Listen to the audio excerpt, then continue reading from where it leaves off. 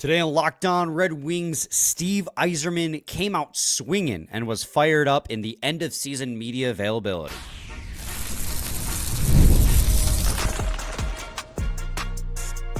You're Locked On Red Wings, your daily podcast on the Detroit Red Wings. Part of the Locked On Podcast Network, your team every day. Welcome back to the Locked On Red Wings podcast. We are your hosts, Brian Fisher and Scotty Bentley. Scotty's a host over at Locked On Tigers, as well as a sports writer for C&G newspapers, while I am a color commentator for Oakland University ACHA D1 men's hockey. And I'm sorry. We told you we were going to recap the Grand Rapids Griffins game on today's episode, but then seemingly out of nowhere in the morning, 97.1 is like, yeah, we're carrying Yzerman's presser today at 2, and nobody said anything about it for 6 hours besides 97.1, and it ended up being very intriguing, very compelling media availability, probably his most compelling one yet just because of the tone he took with the media availability. So we are going to push the Grand Rapids Griffins Game 1 recap back a day. And I'm very sorry. I know that when it comes to game recaps, timing is everything. But we do 5 episodes a week, and there's only so much content we can cover in 30 minutes. Timing is also everything for these comments. Right. And we, at the end of the day, are Locked On Red Wings, not Locked On Grand Rapids Griffins. So this felt like it needed to take priority. Scotty. Yeah, it's a long off season. I'm not too worried. It's a long off season. We'll have time to react to the Griffins' first game. Today's episode is brought to you by FanDuel. Right now, new FanDuel customers can get $250 in bonus bets if your first $5 bet wins. Scotty, let's talk about how the press conference started, because I think we're both in agreement this was the most emotional we've ever seen Steve Yzerman in a press conference. Kind of came out very defensive, wanted to get out ahead of the trade deadline questions and, of course, the Dylan Larkin comments. Obviously, he claims it's not directly about Dylan Larkin, but multiple times he made reference to leadership and morale, which felt very direct to those comments. What did you make of how he started the press conference with that prepared statement? Yeah, I thought it was really aggressive, man. That's not something we've really said too much about Yzerman when it comes to media availability. Usually he's very measured and doesn't show his hand too terribly much. And there were still plenty of moments like that in this media availability, start to finish, obviously, but off rip, just like, hey, I know what you're gonna ask. Here's here's everything that I know you're gonna say, and this is how I feel about it. And just kind of like off rip was shooting down some of these, speculations or rumors or theories that people have on the trade deadline. It was really interesting. And I think to put kind of a cherry on top, then he was asked about Larkin specifically, and he said, I'm not going to talk about it anymore. But then he also said, if Dylan wants to say what I told him, he's more than welcome to. He's like, you can go ask Dylan, and if he feels comfortable sharing it, I'll let him say what I told him, but you're not going to get the answer from me. So I don't know. I take that as like he got chewed out, but I don't, that's purely speculation. I don't know anything that the general public doesn't know there, but yeah, man, this was really a situation where I think in general, he is, I don't even know if there's a really a word that I have off the top of my head that really describes it very well, but I think that was a really aggressive move. And I think that, he's trying to, make a statement almost in that opening up the presser that way. Yeah, from a media perspective, right? For someone who's root for radio, I'm like, this is the best media availability he's ever done because he showed emotion. He actually said something about things in this availability where normally he is. And he did a lot of that too still, where he says a lot without saying anything. But there were moments where you could show it clearly what Larkin said, and he's clearly hearing what the media and all the fans are saying. And I think it got to him a little bit, especially regarding the deadline. And he came out swinging, right?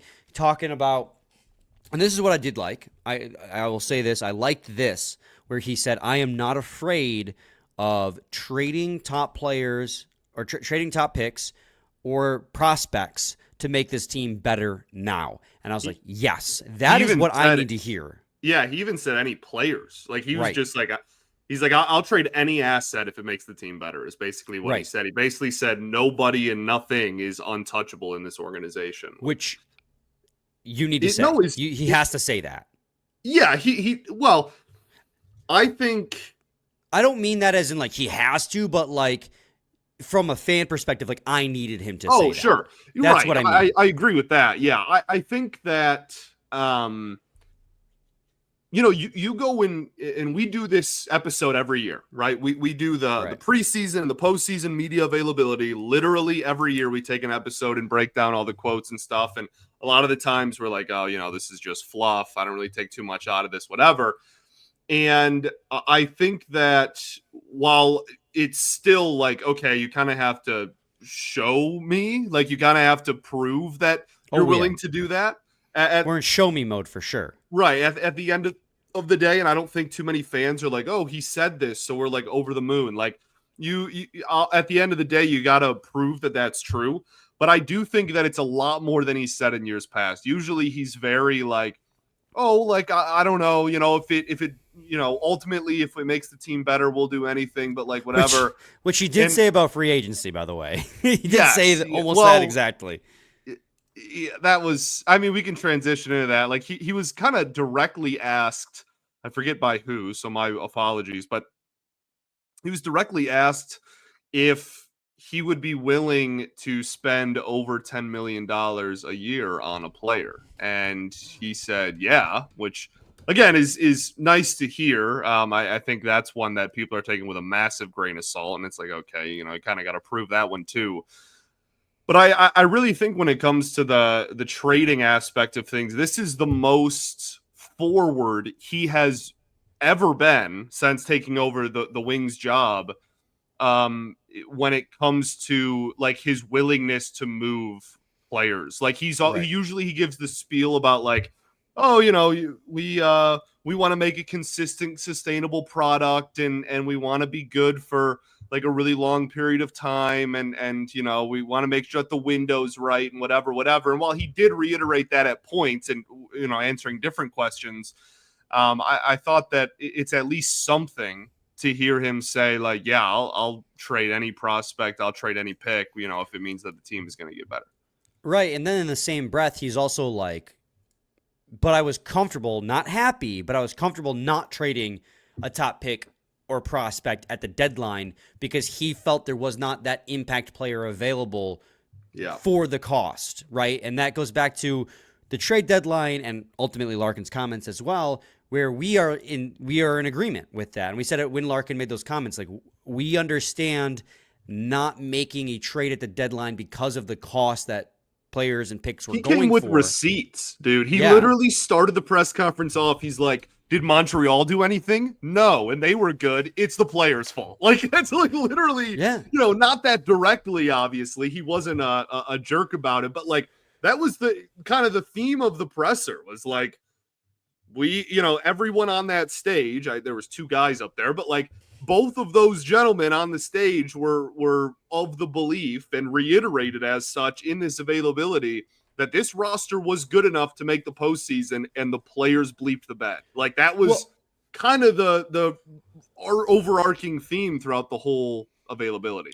And he did take accountability too, right? Because like he's the one who builds the team. If the For sure, I'm not saying he was deflecting. He did say as well, like, it's on me to put together a pro scouting staff that can make this team really good.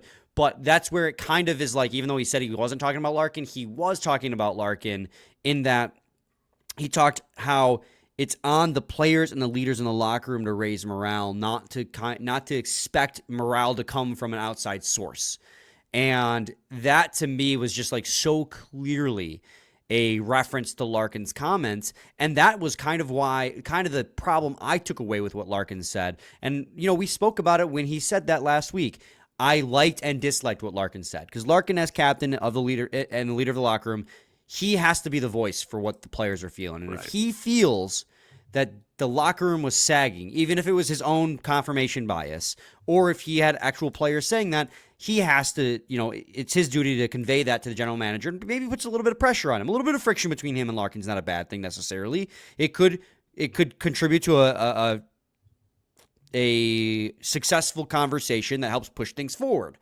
But also, I didn't like the way he presented it because it did come across as whiny, and this isn't, we didn't make the playoffs because Yzerman didn't get anything. Like, I can see that, and I understand why then Yzerman comes out in this press conference and goes, because this is the same thing I said. You are the captain. You are the leader. And, they did a nice job of like backing up Larkin a little bit later in the press conference saying, leadership's not just about who's wearing the letter, but Larkin in this instance is the leader on the team. He is wearing the C because he is supposed to be the leader, and it is ultimately your job to raise morale, not the general manager at the trade deadline bringing in a player to raise morale for you. So it's one of those things where I agree with both sides. I think they both have valid points on the matter. I don't think Larkin's wrong for in his 9th season or whatever he is in for wanting an extra piece to the puzzle to help push them over the edge, especially if the team's feeling that. But I also think that it's his accountability, his responsibility to make sure that if that doesn't happen, that morale doesn't sag. He's the one who has to raise it. Yeah, for sure. It's definitely a double-edged sword, and all parties are accountable. And I don't know. I kind of welcome the fire and like the grittiness and the edge that like there has been. Like there needs to be a fire lit under like everybody's behind in the organization. You know what I mean? Like this is not. You don't want it to become like fractured. You don't want it to be Right. like, oh, like they hate each other. But like I don't mind the like, hey, I'm gonna put pressure on you, I'm gonna challenge you, and vice versa. Like I think that this is impatience has evolved from just being within the fan base and the organization sitting comfy to now it really does genuinely seem like, if there's anything to take out of this press conference, that there is pressure in the organization to get a effing playoff team on the ice. Mm-hmm. Like it really does seem like that is a top to bottom kind of expectation almost going forward. Yeah, and you did reference like the Montreal and St. Louis thing. He's bringing those up as teams that did not make any moves at the deadline and got the job done. And he again reiterated that's because the leadership came from within. And it's like, damn, I agree with you. I think, again, we are saying this did not get said. This is us interpreting this, but it definitely feels like Larkin probably got a stern talking to after those comments. That is our interpretation. Right. Scotty, let's go to a quick break. When we return, we'll continue with the comments. We got a lot of things that Todd McLellan said. We got news about Kane, the official announcement on some coaching changes, so much more. So stay tuned to segment 2 of Locked On Red Wings. The NBA playoffs are here, and FanDuel is giving new customers an incredible way to get in on the action. Right now, when you join FanDuel and place your first $5 bet, you'll get $250 in bonus bets if your bet wins. You're going to love how FanDuel makes betting so easy, whether it's picking your favorite team or diving into player props. From three-pointers to steals to assists, FanDuel has so many ways to bet your favorite player props. Plus, after the game tips off, you can even combine live prop bets into a same-game parlay for a chance to win big. Don't miss out. Head to FanDuel.com and claim your $250 bonus bets today. Segment 2, Locked On Red Wings podcast. All right, Scotty, we kind of, in segment 1, gave our overall thoughts on the trade deadline and Larkin situation. Where do you want to go to next? We got a lot of comments from McLellan. We got more comments from Steve Yzerman. What do you want to hit on? Yeah, I'd like to talk about McLellan. He's just such a great, I think, media like personality for the sport of hockey. Like, he's not to say he's like really loud and has like a brand or anything like that. I don't mean it in that sense. He's just such a straight shooter, and you can just get very tangible and like meaningful and heavy quotes from him. So I appreciate that being on this side of things. From you and I certainly appreciate the forwardness because it makes our jobs easier. But Yeah, man, like that. I think ultimately he reiterated the point a lot that this team was talented enough to make the postseason, and the players and he took responsibility too. He's, it wasn't like he was just like, oh, the players suck, it's their fault. Yeah. But he believed that the coaching staff and the playing staff, the roster, Staff. the Saying that. the coaching staff and the roster were good enough to be in the postseason, and all of them just fell short. He was really big on game management. That was like his big, theme of the day. He was mentioning how, how many times they were in a position to win a hockey game in the third period and lost. He literally listed off like 6 games. And at one point he said it happened a million times. And then he corrected himself and was like, okay, maybe not a million. Like, he's clearly like, frustrated and passionate about, the game management, certainly down the stretch there and in the month of March. So, I mean, we'll see. I think it's just nice to hear coaching willing to point out the flaws of the team, and kind of with the GM sitting right next to him, be like, hey, this is what we have to get better at, and these are the types of players we need. Yeah, a lot of it was just confirmation of things that we already suspected too, right? Like, he mentioned it when he first got here, that the team was weak mentally. He brought it up again in this postseason media availability, where he said that they are a very streaky team, and when you saw on multiple stretches they were winning games in new ways, and when the team is playing with confidence, they're nearly unbeatable. But it's when they run into issues that weak mental fortitude really shows through.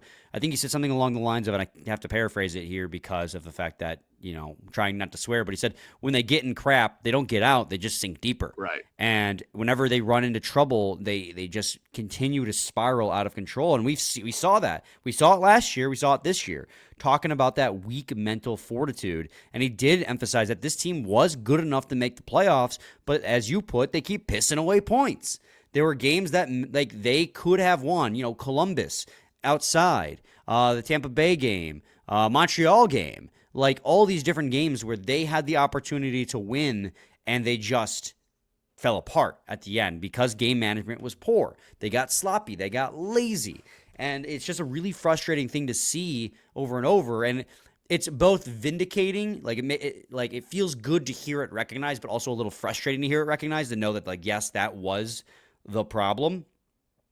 But on top of that, too, he did kind of have Yzerman's back, and they did have Larkin's back, too. They didn't just, like, throw Larkin under the bus the entire time. But they were talking about how it's not who isn't here. It's about who is here on this team, why they didn't make the playoffs. It's not because of who they didn't get, but it's because of who they had. And they said that leadership is more than just wearing the letter. I can't remember if this was I think they both kind of tag teamed to this point, where it's like, they have more than just Larkin on this team who isn't contributing.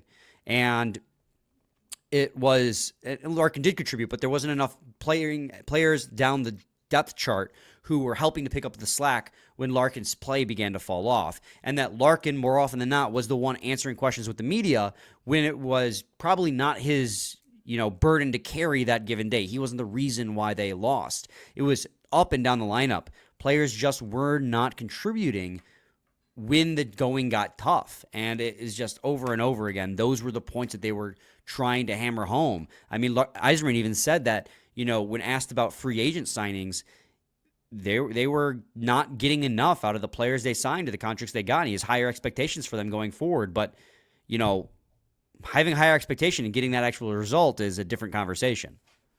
Yeah, very. And I think he was asked specifically about and something that we've talked about a lot, something that pretty much anybody that covers the Red Wings has talked about a lot, and the NHL talent that he has brought in underperforming, right? The free agents and the acquisitions he's made, and like, no one is really denying that the farm is in the best place it's been in ages and whatnot, but there seems to be a real lack of honest,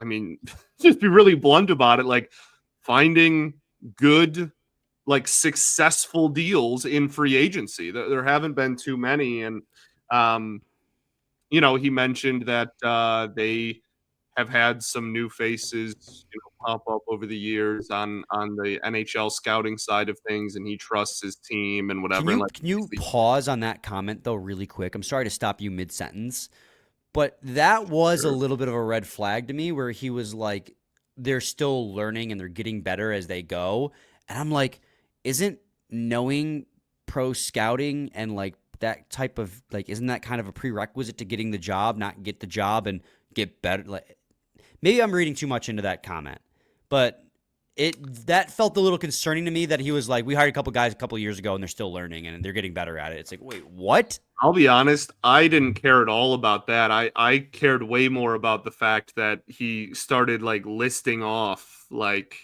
he was like, oh, no, well, actually, you're kind of wrong. Look at these deals that were good. I was like, all right, dude. And he even emphasized, short-term deals. Like, okay, right. yeah, like, oh, you nailed Pius Suter. Congrats. Ended up being like pretty good. And I was like, okay, well, like nobody really cares or wants to hear that. I guess he's not incorrect. And I understand kind of defending yourself a little bit. But like we all know what like we're talking about. We all know the players. Obviously, he's not going to sit up there, to be fair to him, and be like, oh, Jeff Petrie sucks and Ben Sherrod is not what we paid. And, it'd be funny if he did say that, a massive disappointment. Like, he's not going to call people out by name like that, I guess, to his credit. But we all know what that question entailed, and he kind of, I felt like, danced around it a little bit. But I don't know. That's probably way overanalyzing that situation. Fair enough. We have to do another break. When we return, we'll finish up our conversation on the media availability, so stay tuned to segment 3 of Locked On Red Wings.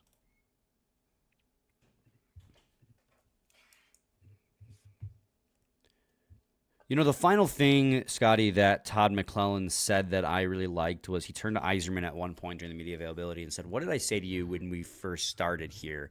It was, are we here to, something along the lines of, are we here to score goals, or are we here to win hockey games? We said, do players. He said, do players want to score points or win hockey games? And I think that was kind of pointing towards, again, the mentality of this hockey team that has a lot of bad habits, which he referenced. He said they have a lot of bad habits they got to try and break out of, and that this team, it almost, and this is how I inferred it, again, I'm inferring it this way, it felt like he was implying that this team didn't want to do the hard work to get the puck, but they just wanted to reap the rewards of scoring without doing that hard work. That's how I interpreted that quote, because then he went on to reference guys like Austin Matthews and Mitch Marner, who are those guys who are willing to play to win hockey games, do all the little things right to get that puck into the back of the net. And I love that quote from McLellan, because again, it just preaches his mindset that he wants this team to have 100%, 110% effort every single game and do all the little things, not just worry about scoring goals. And again, Yzerman talked about how they didn't get enough 5-on-5 scoring from their top 6. They didn't get any scoring from their bottom 6, and they're completely carried by their power play. So it's just, this is why I'm so excited for Todd McLellan, because I really think having a bit of a red-ass coach, and like he's a little bit of a red-ass, but at the same time, he seems like he's not, he understands the players on a personal level too. Like, he's going to be perfect for this team to actually finally build a culture that cares about winning on a nightly basis. Yeah, I mean, obviously that's the hope. But we've liked what we've heard so far. I think that this upcoming season will kind of goes without saying, will be incredibly important to that kind of perception, if you will, because he's going to have a full training camp and everything in preseason to kind of implement what he wants. They did mention that there are 2 changes to the coaching staff as it stands right now. The 2 changes will be goalie coach and I think it was video coordinator. Yeah. Video coach. Yeah. Yeah. So they're going to, they were respectful about it. We're like, it's nothing against those 2. We just kind of feel like we needed a change there. And Yzerman straight up just said, we need goalies that don't allow as many goals. Like, he was super blunt about that one. He's just like, yeah, we got to stop the puck from going to the net more. They haven't had a good goalie situation pretty much in Yzerman's entire tenure. So then obviously that transitioned into a conversation about Kosa. And I thought that was interesting. He kind of rode the line a little bit, so you don't really learn too much, but at least you learn that it is not impossible for Kosa to be in the NHL predominantly next season. I came away from that feeling a little bit more pessimistic about the situation. I felt he was still kind of non-committal about his play and the way. Definitely non-committal, but I know, but it felt he like literally it's said, possible. "I'm not committing to anything." That is true.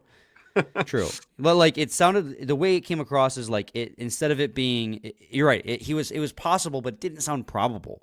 The way he was talking about it. He said he had a really solid like 2/3 of the year. His play kind of fell off in the bottom third, and this playoffs is really important. They want to see him take this next step, and they need him to take the next step, but he's going to have to earn his way onto the roster. And just like that, I saying all that, of course, it sounds like that's just classic Yzerman speak, but it's just the tone with which he said it. It almost felt like the expectation is he starts again in Grand Rapids next year, which with Mrazek and Talbot on the roster feels like it's a distinct possibility, and that would really bum me out. Again, if he's not ready, he's not ready, but at a certain point, like, okay, Talbot and Mrazek aren't your answer. Like, let's see what he can do.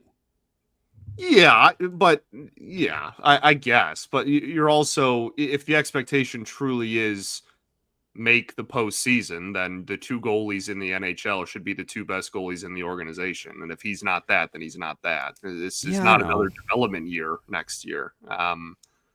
So and like he was specific, right? Like it's not like he was like, oh, like we'll see. He's specific. It was like, yeah, he hasn't played as well in the AHL over the last couple of months. Like that's, I think, a fair thing. I'm not trying to, like go to bat for the idea. I'd love to see Kosa in the NHL, but I, from my perception, which could be totally off base, I genuinely think that if they believe on opening night next year that he's one of the two best goalies in the organization, he'll be in the Red Wings and locker room on opening night. And if they don't, then he won't. And at least kind of opening the door for like, hey, if he has a really good summer and comes into camp next year looking strong, we'll consider it, I think was enough for me in a positive way.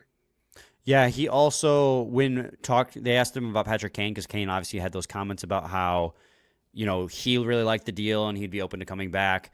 Yzerman said, he said there's mutual interest, and he's like, well, I shouldn't talk to Patrick, but there's interest on our end on bringing him back because they really like how he's like a quiet leader in the locker room and stuff like that. So it's really nice. And I think he also mentioned along the lines of a desire to get it done sooner rather than later, not waiting until the day before free agency like last year. So if they can, they'd like to get it done quicker this season. So it's really nice to hear that mutual interest is there, and they want Patrick Kane to come back to the organization, because I think we all agree that Patrick Kane is, at least for the most part, a positive asset, right? 60-point guy at 36 years old or whatever he was.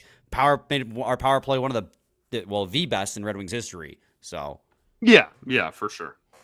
Felt like a no-brainer. Trying to see, is that it? Did we touch on everything? We talked about Westlund and Scarpace going out. They're going to fill at least one of those roles internally, I think McLellan said. He said the video one they want to do internally, but didn't mention anything about goalie coach. So yeah, I think we touched on all the stuff. He praised the youth. He said that they got a lot of good production out of the youth this year, which is something that we all agree on. Yep.